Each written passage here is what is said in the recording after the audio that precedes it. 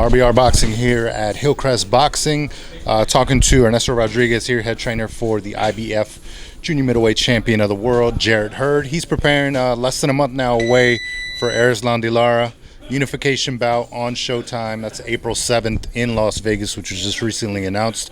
Coach, thanks for taking the time to talk to us. How's training camp going? Training camp is going well. 4 weeks away, 4.5 weeks away, and we're just in preparation for it. It's a big fight.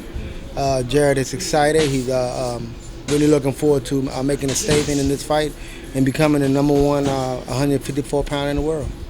Now, there's been a lot of talk from different sides, different fighters, different people of unifying and, being the number one guy, but it seems like fans have really gravitated towards Jarrett because he's not just talking.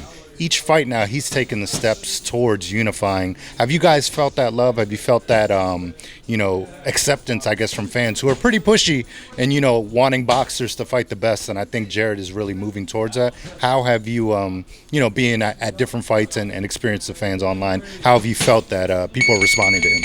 Well, we've heard pretty good comments from several people about the fight and him, coming to the fight taking the fight right after winning his IBF Championship. People talk, a lot of people say they're the best, they want to be number one, but the reality is this: if you want to fight the best, you got to beat the best. And people can say what they want to say. I'm number one, I'm this, but the only way you show it is by fighting and beating the best. And we believe Erislandy Lara is the best 154-pounder. He's the most decorated fighter, been around the longest. He has the amateur pedigree. He's a champion. He fought the top caliber fighters. So it wasn't for us. It wasn't about just talking about I'm the best. I'm the best. Okay, if you're the best, you fight the best, and that's what we're doing. I mean, there's it's really not much to say besides the proof is in the pudding, and here we are. We're challenging the best 154-pounder out there, and on April 7th, we're coming to take that title. Now, speaking of, talking a good game, I see you guys got like a little motivation board, quotes maybe Lara has said. That's something you see in a lot of locker rooms, sports in general. Has that motivated not only you maybe, but, Jarrett in training this camp? Well, it actually has motivated Jarrett mostly. I think some of the things that were said were disrespectful, were a bit out of order. I mean, it wasn't really necessary. So, he kind of took it a little bit to heart. And I tell you what, somebody's going to pay for it on April 7th. And, we don't do a whole lot of talking, but I can tell you this. Every fight that I've called have came to pass, and I'm telling you, on April 7th, someone named Lara is going to get punished. It's just simple as that. I mean, you can run, but you can't hide. All right. Now, Jarrett was on Showtime last week, and he talked about, he's very candid in the sense that he said, look, this fight's going to go one of two ways. Either Lara's going to box circles around me, or I'm going to be in his face on him all night. Have you taken extra measures maybe this camp, not only with sparring partners, but focusing on how to cut off the ring and things like that, so that he knows what to expect from a master boxer like Lara? Yes, we have definitely been working on cutting the ring off. I think his confidence, the main thing that has grown. He's really confident. He knows that he can win this fight.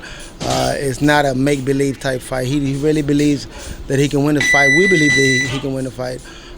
In addition to cutting the ring off, working on his defense, his punching power, his speed is right on point. I mean, everything is coming together just the way that we planned it. So we don't have no concerns whatsoever, man. I mean, we feel very good, very comfortable. We feel like we're in a good place for this fight. I think this fight is happening at the right time, and timing is everything. Lara, it's just time to, in my opinion, it's just time to pass the torch. I mean, he's a great champion. He has shown a lot of diversity throughout the years of fighting different styles and fighting different fighters.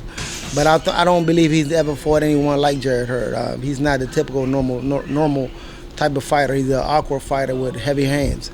Who can fight you in and style on the outside. So, man, we just blessed, man. We just thank God for the opportunity. And come April 7th, we're really going to show the world who the number one 154-pounder is, and that's Jarrett Hurd.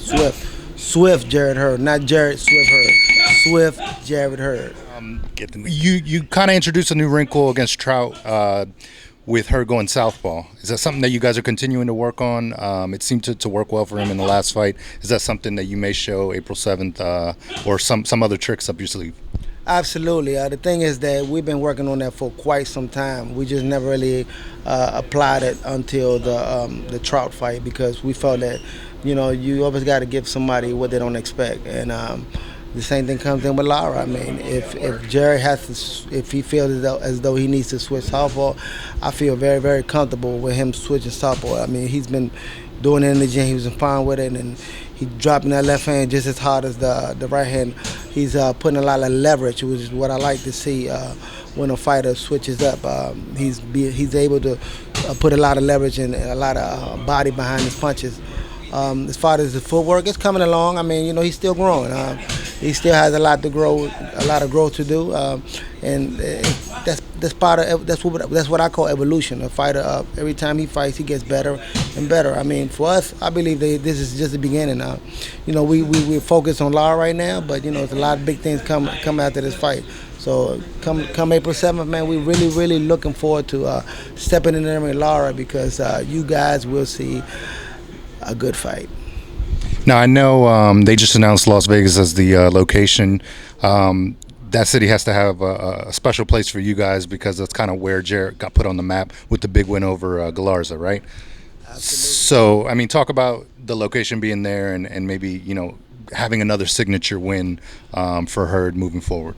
Well, the way I look at it is everything happens for a reason. Once we heard that the fight is being planned to be there. It hasn't been finalized yet, but they're looking at the Hard Rock in Las Vegas. That's where we had our breakout party with Frank Alaza. As far as I see it, everything happens for a reason. To go back to Las Vegas and to have another awesome, exciting night of boxing is great. It would just add to the fire, fuel to the fire. Confident, like I say, he's very confident. And this doesn't do nothing but make it even more confident than what it is already. I mean, how ironic that is that it ended up being Hard Rock, right where he made his debut to TV in such fashion by stopping a good fighter, a very good fighter, Frank Alaza, in the 6th round. All right. Lastly, your prediction for April 7th, stoppage, decision. What do you think? Well, based on Lara's style, I would say Jarrett stopping in the championship rounds. But if Lara decides to man up a little bit and stand in and trade with him, I would say 8 rounds. But I don't think he's going to do that. He's a very smart fighter. Therefore, I think he's going to use his legs. And he's going to try to, move around and buy time and pop shot. But that's not going to work that long. Believe me when I tell you this. So I say he's going to. I say his corner stop the fight in the 11th round.